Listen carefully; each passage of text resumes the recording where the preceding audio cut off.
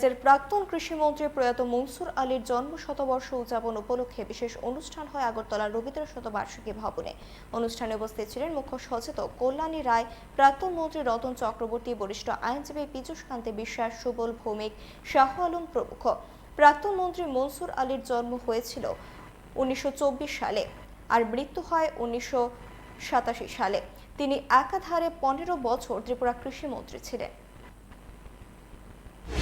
মনসুর আলী মহোদয়ের জন্ম শতবার্ষিকীতে আমন্ত্রণ পাবো, কিছু বলার সুযোগ পাবো, সেটাই তো কখনো ভাবিনি।